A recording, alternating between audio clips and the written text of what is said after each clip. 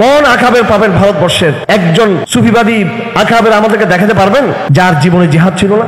খানকা যদি পাকিস্তানের মুফতি রশিদ আহমদ লুধিয়ানবীর খানকা হয়ে থাকে, যেখান থেকে তালেবানের জিহাদকে সমর্থন করা হয়েছিল এবং তাদের একেবারে 96 সালে তাদের যে উত্থান, তখন থেকে এরকম খানকা হলে তখন বলা যেতে পারে এই আয়াতটাকে ওখানে নিয়ে ইয়া আইয়ুহাল্লাযীনা আমানু তাকুল্লাহ ওয়া কুনু মা'আস সাদিকিন। হাকিম আখতার সাহেব রাহমাতুল্লাহ আলাইহি, ওনার কত মুরিদ, কত সিলসিলা, এখানে কত দাবি করা হয়, কত কিছু। অথচ এই হাকিম আখতার সাহেবের খানকাতে আমি তো 3 বছর আসা যাওয়া ছিল আমার, 3 বছর। এগুলো এক একটা তাজকিয়ার যেমন খানকা ছিল, এগুলো জিহাদের খানকা ছিল এগুলো। অথচ বাংলাদেশে হাকিম আখতার সাহেবের সিলসিলাতে যারা আছেন, ওনারা তো জিহাদকে যুক্ত করেন নাই, বরং অনেক সময় এই মানহাজকে তারা অন্যভাবে তারা দেখার চেষ্টা করেন।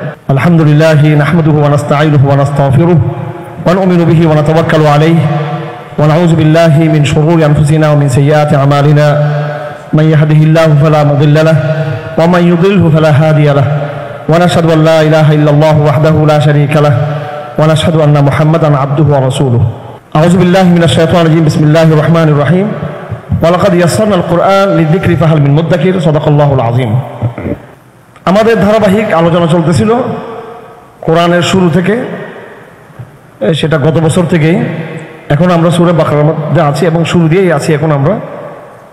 তো যেহেতু আমাদের আল কোরআন দার্সের উদ্দেশ্য হচ্ছে দাওয়া, এজন্য আমরা আমাদের ইভেন্টটাকে আমরা একটা অপরচুনিটি হিসেবে আমরা নিয়েছি, যেন দাওয়ার পরিপূর্ণ প্রতিফলন যেন এখানে হয়। সেই হিসেবে আমরা কিছু বড় বড় স্কলারদেরকে, যারা বিশুদ্ধবাদী, তৌহিদের এবং শিরকের এই তুলনামূলক যে সংঘাত চলতেছে, এক্ষেত্রে মূলধারার ইসলামপন্থীদের কাছ থেকে অনেক বেশি আশা ছিল যে তারা তৌহিদের বয়ানটাকে আরও সামনে নিয়ে আসবেন, কিন্তু দুঃখজনকভাবে সেটা না হওয়াতে আল্লাহ পাক সুবহানাহু ওয়া তাআলা গোরাবাদের কিছু নেক ব্যক্তি আমাদেরকে দিয়েছেন বাংলাদেশে। এই সুযোগটাকে আমাদের গ্রহণ করা উচিত। হযরত মাওলানা শেখ জসিমুদ্দিন রহমান হাফিজাহুল্লাহ তাআলা দীর্ঘদিন ধরে আমাদের নজরের আড়ালে ছিলেন। এটার দ্বারাই প্রায় 1 দশকের দাওয়াতের অনেক ক্ষতি হয়েছে। আবার অন্যদিকে এটা লাভও আছে, কারণ দাওয়াতের সাথে যখন কোরবানি এবং স্যাক্রিফাইস থাকবে, সেটা আল্লাহর কাছে বেশি কবুল হয়। আল্লাহ পাক প্রত্যেক নবীদেরকে পরীক্ষার মধ্যে ফেলেছেন। তা আমাদের দায়ীরাও পরীক্ষা উত্তীর্ণ হয়ে যখন আবার দাওয়াতের ময়দানে আসছেন, তো প্রথমত তারা একটা নতুন আধ্যাত্মিকতা তারা অর্জন করছেন। 2 নম্বর, তারা নতুন কিছু অভিজ্ঞতা তারা নিয়ে আসছেন। আগের প্রেজেন্টেশন, বর্তমান প্রেজেন্টেশন, কিছু প্রজ্ঞা এবং জ্ঞান, কিছু ম্যাচুরিটি, এগুলো এই কোরবানির কারণে, অভিজ্ঞতার কারণে হয়ে থাকে। এর মধ্যে অনেকে মনে করে থাকে যে শেখদের অবস্থান আগের মতো নাই। বিষয়টা আসলে সেরকম না, মোটেও সেরকম না। আমাদেরকে আস্থা এবং বিশ্বাস রাখতে হবে, আস্থা বিশ্বাসের জায়গাগুলোতে, আস্থার জায়গাগুলোতে। ইনশাআল্লাহুল আজিজ, আপনারা কোনো ভুল কোনো ঠিকানায় আপনারা নাই, আপনারা বিশুদ্ধ ঠিকানায় আপনারা আছেন, আপনারা ভালো জায়গায় আছেন। এবং সাহাবায়ে কেরামদেরকে আল্লাহ পাক সুবহানাহু ওয়া তাআলা যেটা আদেশ দিয়েছেন, ইয়া আইয়ুহাল্লাযীনা আমানু তাকুল্লাহ ওয়া কুনু মা'আস সাদিকিন। আল্লাহ পাক বলে দিয়েছেন যে তোমরা মুত্তাকি হবার পরে তোমাদের দায়িত্ব হলো সত্যবাদীদের সাথে যুক্ত থাকা। সত্যবাদী শব্দটা খানকাওয়ালারা এখন কিডন্যাপ করে নিয়ে গেছে আমাদের কাছ থেকে।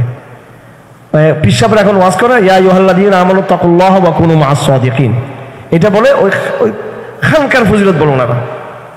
খানকা যদি পাকিস্তানের মুফতি রশিদ আহমদ লুধিয়ানবীর খানকা হয়ে থাকে, যেখান থেকে তালেবানের জিহাদকে সমর্থন করা হয়েছিল, হ্যাঁ, এবং তাদের একেবারে 96 সালে তাদের যে উত্থান, তখন থেকে এরকম খানকা হলে তখন বলা যেতে পারে এই আয়াতটাকে ওখানে নিয়ে ইয়া আইয়ুহাল্লাযীনা আমানু তাকুল্লাহ ওয়া কুনু মা'আস সাদিকিন।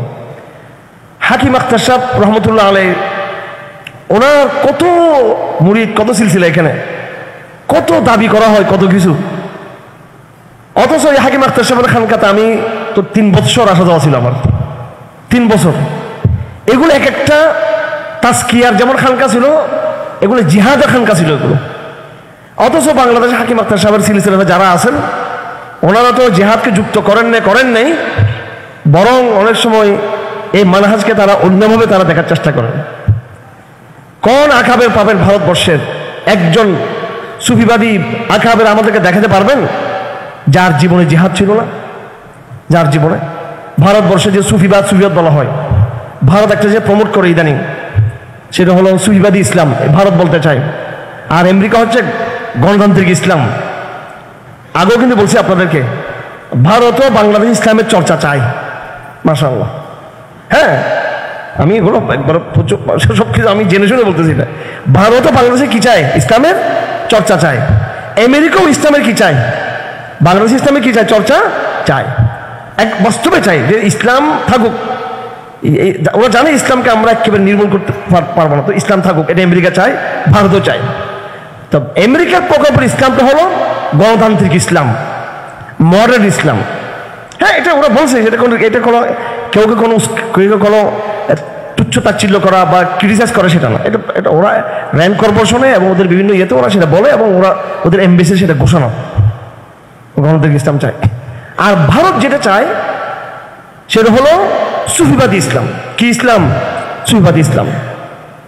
এই জন্য দেখবেন এদেশের মাজার, তারপরে কবর পূজা, শিরিকের যে আস্থানাগুলো আছে, এদের সাথে ভারতের একটা সাংস্কৃতিক কালচার এবং রাজনৈতিক যোগাযোগ কিন্তু আছে এদের সাথে। কিন্তু একটা দুইটা মাজারে কি কি ঘটনা করছে এটা নিয়ে মব, তৌহিদবাদী মব মব মব যে আওয়াজ উঠছে, এটা ভারতপন্থীরা উঠিয়েছে। এটা ওই একটা শেল্টার তাদের আছে, বেদাতিদের, মুশরিক, ইসলামপন্থী মুশরিকদের একটা শেল্টার আছে।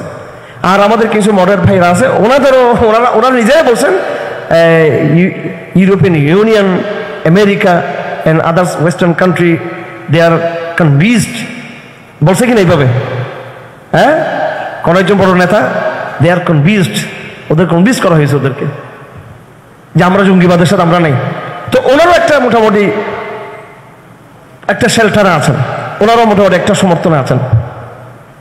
ঠিক আছে, ইসলামী গণতন্ত্র বা যারা ইয়ে করে, কমিধারার এরা না, কমিধারা এরা একটু নিরীহ টাইপের, এরা আসলে কোন দিকে যাবে নিজেরও জানা না। আমি একবার স্মার্ট যারা যে দলটা তার কথা বলতেছি, বুঝতেছেন আপনি? তো এদের শেল্টার আছে। মার্কিন পন্থা থেকেও একটা শেল্টার ইসলামের জন্য আছে তাদের মতো করে, ভারতের পক্ষ থেকে একটা ইসলাম মতো শেল্টার আছে।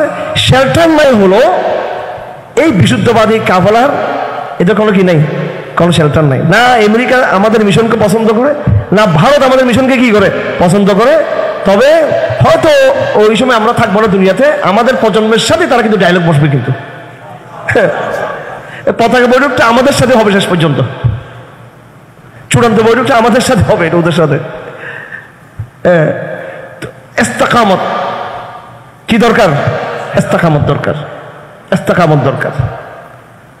একদম ডানে বামে কোনো কিছু থাকানোর দরকার, ইয়ে করার দরকার নেই। এই সাময়িক বিজয় নিয়ে আপনারা ইয়ে হবেন।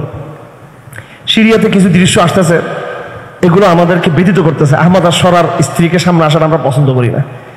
শেখ ওসামা বিন লাদেন রাহিমাহুল্লাহ বেঁচে থাকলে উনি কষ্ট পেতেন। তুমি তোমার স্ত্রীকে সামনে আনবে কি জন্য? আর এই দিন শেষ না, সিরিয়াতে অনেক কিছু ঘটে যাবে, কিন্তু ওরা বুঝতেছে না সেটা। শেষ পর্যন্ত মুসলমানদেরকে আবার গড়ে উঠতে হবে ওই আসল মিশন নিয়ে।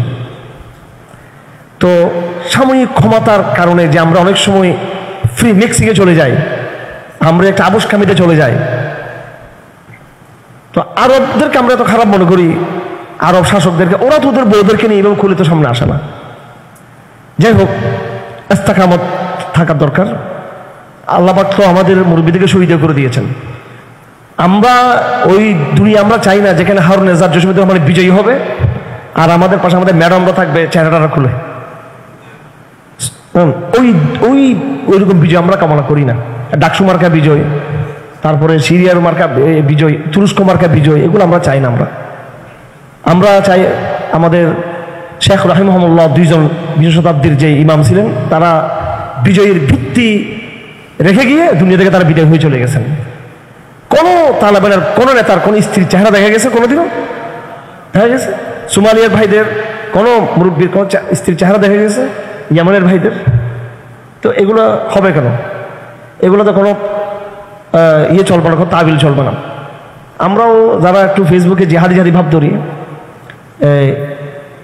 আমরা গণতন্ত্রবাদী যে সমালোচনা করি, নিজেদের অ্যাঙ্গেল থেকে আশেপাশে কেউ করলে সেটা আমরা কিন্তু ভুলে যাওয়ার চেষ্টা করি। এগুলো দুঃখজনক। আমি আসলে এই সিরিয়াতে ইনশাল্লাহ ইসলামের জাগরণ হবে, আর একটা জাগরণ হবে ইনশাআল্লাহ, ইনশাআল্লাহ। এটা ধৈর্য ধরি আমরা আবার হতাশ না হই, আবার উস্কানি লেখালেখি না করি, আবার আইএস না হয়ে যাই আমরা আবার যে আহমদ সরার ফেলে দিতে হবে এখন, তার বড় দেখা গেছে ওর বড় সরে ফেলে দাও, আল্লাহ জানে কি ঘটে কোন সময়। তো ওইটাও হওয়া যাবে না। আবার আমাদের কিছু ভাইয়েরা যে একটু ড্রিল হয়ে যাচ্ছে, এটাও হওয়া যাবে না। ইস্তেকামত থাকতে হবে ইনশাআল্লাহ। ধৈর্যের সাথে ইস্তেকামত, এটা মরে যাবো, সমস্যা কি? মরে গেলে তো কোনো লস নেই। কেন লস নেই? যেহেতু আপনার সন্তান আপনার মিশনকে ধারণ করে সামনে চলবে ইনশাআল্লাহ, ঠিক কিনা? কোনো আফসোস নেই, এটা কোনো লস নেই। এই জন্য কাজকে রেখে যাব প্রজন্মের জন্য। কার জন্য রেখে যাব? প্রজন্মের জন্য রেখে যাব। সাহাবায়ে কেরাম ভিডিও দেখতে পেরেছেন, সব সাহাবাদের ভিডিও দেখতে ওইভাবে দেখে যেতে পারে। রাসূলুল্লাহ নিজেও তো রোমের ভিডিও দেখতে পারেন নাই, পারস্যের ভিডিও দেখতে পারেন নাই, মিশরের ভিডিও দেখতে পারেন নাই, ইরাকের ভিডিও দেখতে পারেন নাই। রাসূলুল্লাহ দেখছেন নাকি ভিডিওগুলো? কেউ দেখতে পারেন নাই। তো ঠিক আছে, সব ভিডিও হয়ে গেছে।